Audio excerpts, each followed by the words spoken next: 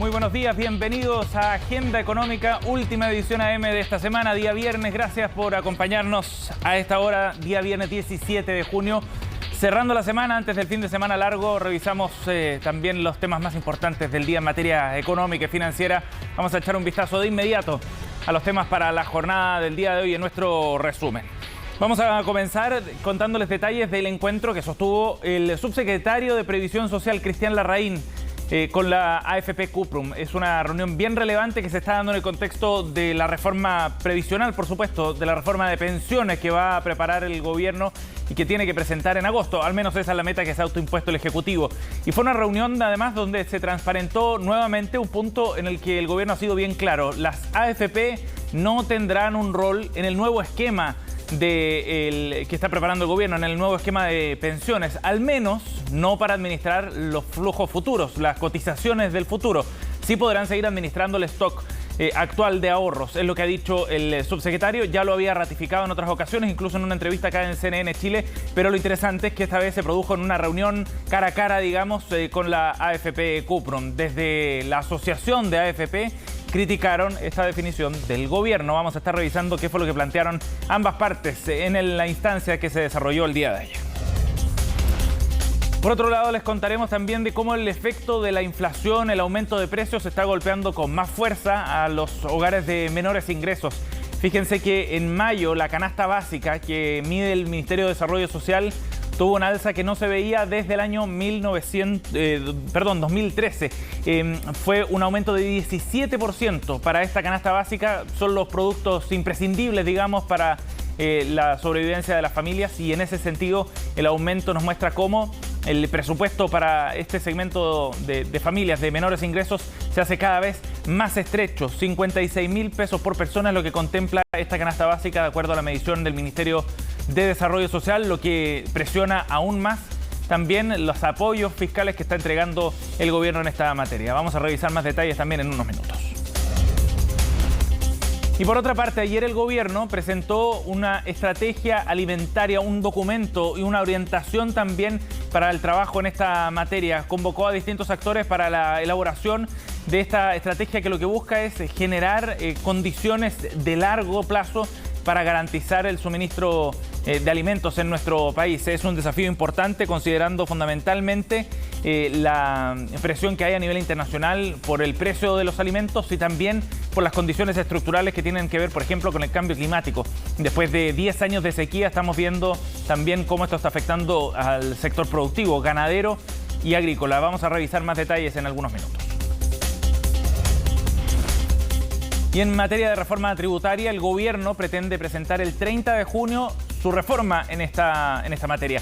Ese documento ya se está trabajando sobre la base de una serie de insumos. Por ejemplo, lo que generaron los diálogos sociales, donde hubo encuentros con más de 100 organizaciones, 180 para ser precisos, que participaron de las distintas instancias de diálogo social con el gobierno. Se recogieron puntos de vista y en base a eso se definen los principios. Lo interesante es que el próximo lunes ya comienza el trabajo prelegislativo, es decir, los acercamientos con diputados y senadores de las comisiones de Hacienda para preparar el terreno, en definitiva, en el Congreso también para esta reforma que, recordemos, pretende recaudar 4 puntos del PIB.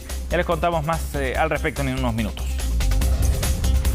Y nos vamos a revisar los datos del mercado para el día de hoy, qué fue lo que ha ocurrido en las bolsas de Asia, donde ya cerraron, en Europa también, donde están en operaciones.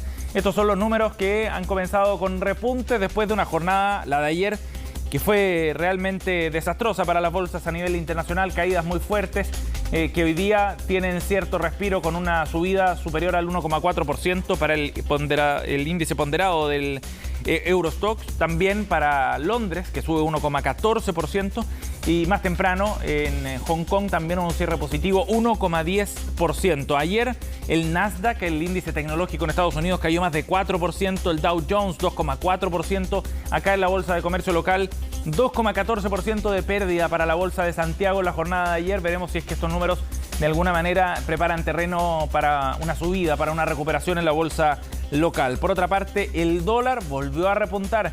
Los anuncios hechos por la Reserva Federal de Estados Unidos no lograron calmar a los mercados, tampoco el tipo de cambio. 8,66 fue el cierre de ayer para el precio del dólar. Bien, vamos entonces a revisar lo que ya comentábamos sobre esta reunión que sostuvo el subsecretario de Previsión Social, Cristian Larraín, con la AFP Cuprum. Esto se dio después de que el presidente Gabriel Boric estuviera de visita en Estados Unidos y en Canadá, donde tuvo precisamente reuniones también con inversionistas, con empresarios, y la definición del gobierno ha sido bien clara respecto al rol que van a jugar las AFP en el nuevo esquema previsional que va a proponer el gobierno. No hay espacio para las AFP en las futuras cotizaciones, es lo que ha dicho Cristian Larraín, una idea que con otros conceptos ya había transmitido el propio subsecretario en el contexto de la conversación que sostuvo aquí en Agenda Económica hace algunos días atrás. De esta forma el gobierno va rayando la cancha. Lo interesante de esta reunión, como les decíamos, es que fue un cara a cara, digamos, con la AFP Cuprum en particular, que de alguna manera ratifica cuál es la posición del gobierno sobre esta materia. ¿Cuál sería el rol entonces de las AFP? Bueno, administrar los stocks de ahorro que hay hasta ahora. Las cuentas individuales y los ahorros que hasta ahora tenemos en el sistema sí podrían ser administrados por la AFP. Los flujos futuros, es decir, las cotizaciones a futuro, el 10% más la cotización extra que se genere en esta reforma, eso no estaría en manos de las AFP. Sí podrían entrar otros actores privados, decía Cristian Larraín hace algunos días. La duda que queda es cómo se va a financiar la administración que hagan las AFP de los ahorros que tenemos hasta ahora, porque recordemos que las AFP se financian también con la comisión que cobran mes a mes.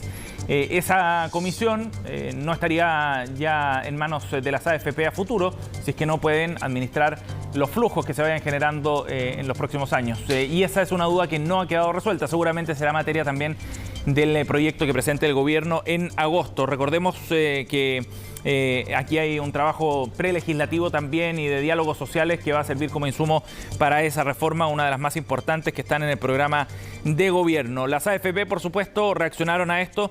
Alejandra Cox, presidenta del gremio, recordó también que se había abierto una instancia de diálogo para escuchar estas inquietudes. Sin embargo, dijo, después de esta primera reunión, donde Cristian Larraín declara que la decisión de las futuras cotizaciones ya está tomada, bueno, queda la duda, dice Cox, sobre la propiedad de los trabajadores sobre sus ahorros, el carácter heredable y la decisión de elegir libremente quién siga administrándolo. Eso es lo que planteaba la dirigenta y ya muestra las tensiones que se generan en estas conversaciones previas antes de que se conozca la reforma de pensiones que va a presentar el gobierno en agosto próximo.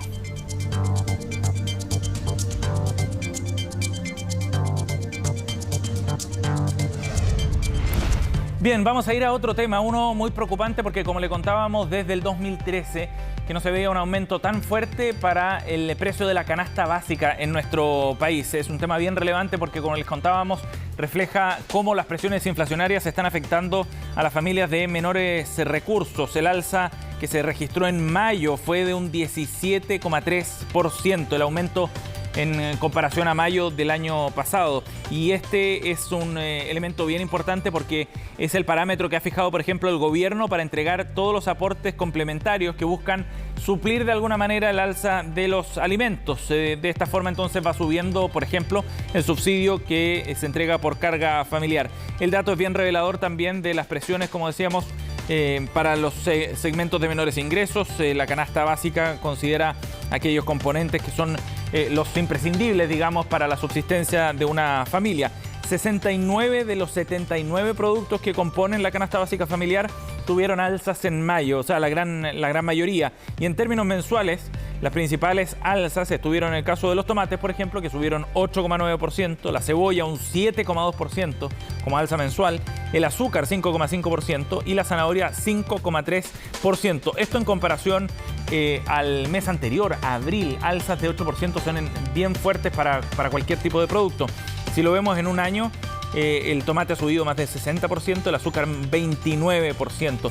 De esta forma entonces se va configurando este aumento que considera un umbral de requerimientos de 2.000 calorías diarias promedio por persona para las zonas urbanas y rurales. Es un reflejo también de las presiones inflacionarias, como decíamos, y de lo que esto puede generar desde el punto de vista social. Si eso también es bien relevante porque las familias empiezan a resentir sus presupuestos mensuales y se dan cuenta finalmente de manera bien clara de cómo la inflación empieza a quitarles poder adquisitivo. Lo que plantea como desafío también es de qué forma el Estado se va haciendo cargo de ese mayor costo que están enfrentando las familias en su presupuesto familiar.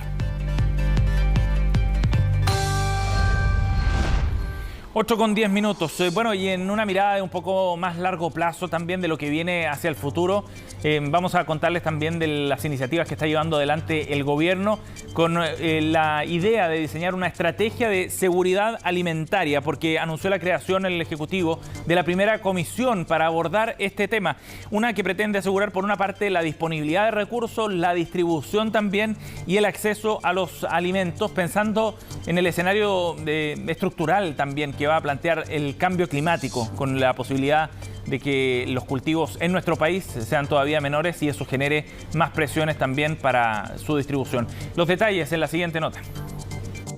El aceite y el azúcar han sido dos de los alimentos que han golpeado con fuerza el bolsillo de los chilenos. Sin embargo, desde el sur del país, productores agrícolas también piden considerar otros costos. En el año 2020, sembrar una hectárea de trigo costaba alrededor de 1.200.000 pesos.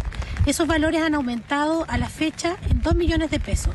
En el caso de las papas, una hectárea de papas en el 2020 costaba aproximadamente 4,5 millones de pesos y hoy en día bordea los 6,5 millones de pesos sin riego y los 9 millones de pesos con riego. La fertilización es fundamental para los cultivos. Sin ella no hay rendimiento y no hay producción. Hacerlo en menor cantidad disminuye drásticamente los rendimientos. Solo en 2021 el precio de los fertilizantes se incrementó en un 80% y este año ya alcanza el 30%, una preocupación constante en la llamada cadena productiva chilena, y por eso no fue sorpresa que desde La Moneda se anunciara la primera comisión para la seguridad y soberanía alimentaria del país. Estas comisiones van a trabajar durante 2 meses en una primera etapa para proponer medidas de corto plazo y medidas que también impliquen orientaciones de políticas públicas y orientación de acuerdos de colaboración entre los actores y de disponibilidad de recursos. Esta contará con subcomisiones que irán desde la disponibilidad alimentaria, la distribución de estos y el acceso a los alimentos, pilares fundamentales de lo que se conoce como la seguridad alimentaria. Existan los alimentos en un país, eso es el primer pilar de la seguridad alimentaria. El segundo pilar de la seguridad alimentaria es que una vez que esos alimentos existen, la gente puede acceder a ellos. Y el tercer pilar de la seguridad alimentaria es que esos alimentos tienen que tener ciertas características. ¿Qué características? Tienen que ser nutritivos. Hoy en Chile el problema de seguridad alimentaria es atender a aquellos bolsones de la población que no tienen los recursos para acceder a los alimentos y asegurarnos de que le estamos dando una nutrición adecuada para terminar con los problemas de obesidad, sobre todo obesidad infantil, que nos presenta un problema de salud a futuro. El pan, el arroz, la papa, por otro lado las carnes de cerdo y de ave. Entonces, de esa manera, si es que nosotros estamos subsidiando los cultivos tradicionales, como decía, el trigo, el arroz, el maíz y la papa, vamos a poder fomentar la producción. Entonces, de esa manera la agricultura familiar campesina va a poder producir estos alimentos.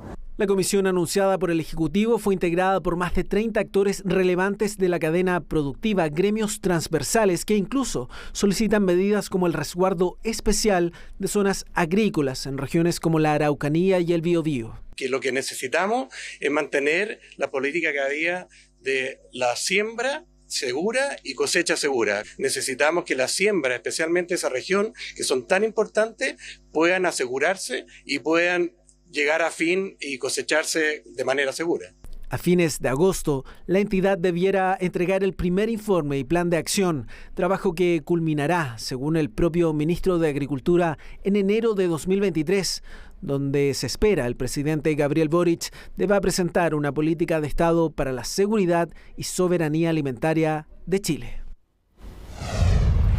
8:14. Ya les contábamos en nuestro resumen que el gobierno el próximo lunes comienza el trabajo prelegislativo con senadores y diputados para la reforma tributaria. Esta propuesta la va a presentar el 30 de junio. Así lo ha comprometido al menos el ministro Mario Marcel. Y trabajan contrarreloj para afinar los detalles de esta iniciativa sobre la base también de los insumos que generaron los diálogos tributarios. Esta instancia de conversación, de diálogo social que se desarrolló entre el 19 de abril y el 4 de junio. Participaron 181 organizaciones en 93 actividades distintas, audiencias públicas la mayoría de ellas, también hubo encuentros ciudadanos y donde se generaron ciertos puntos que estaban planteando los distintos interesados, empresarios de gran tamaño, gremios, contadores, economistas, entre otros, que plantearon sus puntos de vista y que fueron definiendo ciertos principios también que van a guiar esta discusión. ¿Cuáles fueron ellos? De acuerdo a esta conversación, según publica hoy día el diario La Tercera, progresividad y equidad es uno de los primeros principios, transparencia y eficiencia del sistema tributario, compromiso en el cumplimiento tributario, simplicidad también para tratar de facilitar el proceso de los contribuyentes, educación y asistencia al contribuyente, corresponsabilidad, certeza y adaptabilidad. 8 principios definidos de acuerdo a estas conversaciones y que ya van a, de alguna manera, darle una orientación al detalle de la propuesta de reforma tributaria que tenga que presentar el gobierno. Recordemos que el objetivo es recaudar 4 puntos del Producto Interno Bruto. Habrá un proyecto que incluya impuesto a la renta, a la riqueza, el ingreso de las personas, también el combate a la elusión, a la evasión y a las exenciones. Otro proyecto abordará el tema del royalty también y un tercero que abordará los temas de impuestos verdes. Serían 3 proyectos entonces para comenzar la discusión tributaria y atravesados por estos principios que ya detallábamos. De esa forma entonces el gobierno tendrá que enfrentar el escenario en el Congreso, donde, ojo, eso sí, ya han surgido algunas voces, como la de la senadora Jimena Rincón, por ejemplo, que advierten que el escenario macroeconómico con bajo crecimiento este año, con incluso un escenario de eventual recesión en algunos trimestres el próximo año, podría de alguna manera entorpecer los planes del Ejecutivo. Y ese punto yo creo que va a ser bien clave para ver de qué manera se adaptan las propuestas del Ejecutivo a lo que esté planteando el Congreso en las próximas semanas. 8:17, vamos a la pausa y volvemos de inmediato con más de Agenda Económica.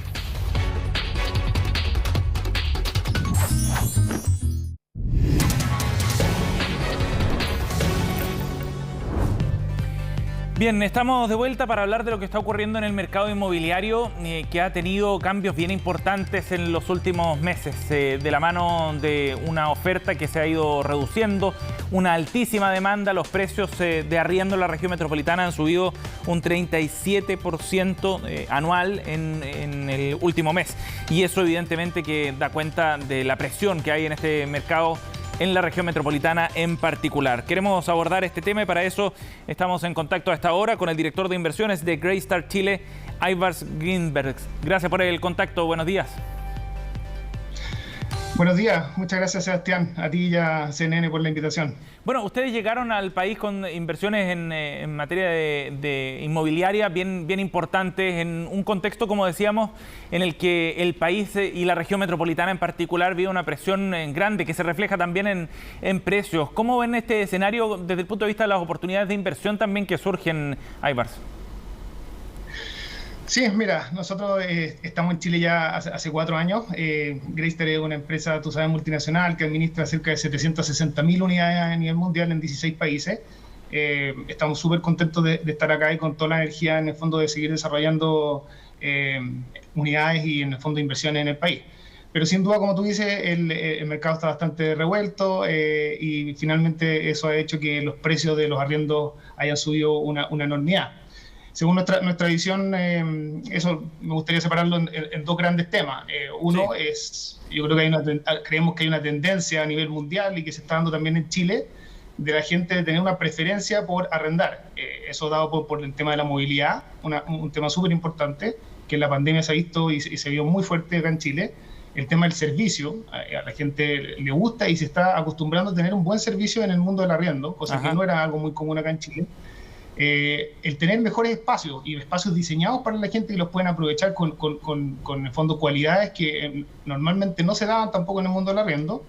Este hecho de también generar una comunidad en torno al edificio y tener gente muy similar que puedan hacer actividades en conjunto, eso la gente lo está valorando mucho. Eso por el lado como de las tendencias un poco más macro. Por otro lado, obviamente está lo que dices tú, hay una incertidumbre súper grande en el país que ha hecho en el fondo restringir bastante el crédito a los desarrolladores. Sí. Junto con el alza de los precios del terreno, está haciendo que hoy día tener producto para la venta, digamos, está siendo mucho más difícil desarrollar. Hay menos producto y más caro. Ajá. Si a eso tú le sumas el factor por el lado de la demanda de que en el fondo hay mucha restricción hoy día por los créditos hipotecarios, por las alzas de las tasas. Claro. Eso te está haciendo obviamente que sea muy, muy difícil comprar y la gente obviamente está prefiriendo arrendar. Esto es bien interesante porque de alguna manera hay un cambio más estructural también para el mercado inmobiliario entonces, ¿no? En base a lo que tú nos describes, tanto por el lado de la demanda como de la oferta. Efectivamente, nosotros estamos viendo que si bien esto lo está gatillando y lo está acelerando mucho, así como la pandemia ha acelerado muchos temas tecnológicos, en fin, muchísimas cosas, está llevando al mundo, a la gente en general, a preferir arrendar o no verlo tanto como una segunda opción. Siempre el arriendo ha sido como considerado un poco la segunda opción, que la gente quiere comprar y después básicamente arrendar. Pero hoy en día hay gente que definitivamente está prefiriendo arrendar por los beneficios que te entrega el producto. Si a eso, como dices tú, obviamente le sumas la contingencia nacional que estamos viviendo hoy día en el país, está haciendo obviamente que además la gente, aparte de preferirlo, lo está como necesitando, digamos, arrendar, ¿cierto? Las tasas están súper altas y está difícil en el fondo tener ese 20% de pie que hoy día los bancos te están exigiendo. Y eso en otros países está mucho más desarrollado, ¿no? O sea, esa cultura de arriendo, digamos, está mucho más desarrollado en otros países. Quizás en Chile era una excepción desde ese punto de vista, con el objetivo de comprar una vivienda, efectivamente. Efectivamente, hay países que lo tienen muchísimo desarrollado. Hay países, por ejemplo, como Suiza, donde básicamente solamente el 38% de la gente es dueña de sus propiedades. Acá en Chile hoy día un 60%, el otro porcentaje, un 30% aproximadamente de la gente arrienda y un 10% que básicamente vive como allegado, qué sé yo, pero ese 30% de arriendo generalmente acá en Chile se ha dado en lo que nosotros llamamos el mercado sombra, que es un arriendo 1 a 1, donde muchos inversionistas compran un departamento, 2 o 3 y lo arriendan 1 a 1 a una persona. Este formato de multifamily, que es donde Greystar en el fondo es un líder mundial, sí, y se dedica en el fondo a la administración de propiedades en una sola mano, que es lo que es el multifamily, es un formato y una clase de activo que en Chile no se había dado hasta hace muy pocos años. Y hoy día la gente está privilegiando esa administración centralizada, esa forma de cobro centralizada, donde te dan un servicio desde que tú llamas por teléfono, quieres arrendar, te trasladas, te cobran. En el fondo es todo un proceso que nosotros buscamos que el cliente tenga una muy buena experiencia. ¿Y qué niveles de ocupación hay hoy día en este segmento, Aivars? Mira, hoy día las ocupaciones están muy, muy altas. En general, ha sido en torno a un 97-98% es el número. Eso generalmente porque es muy difícil llegar al 100%. Siempre existen unidades en los edificios que no están arrendados, gente que se está cambiando, gente que se está mudando, entonces siempre tienes 1, 2, 3, 4 unidades en cada edificio que siempre están vacías, porque la gente va rotando o porque tienes un piloto. Entonces, el 98 es básicamente una ocupación total. ¿Ya? Y ese número hoy día está muy, muy alto.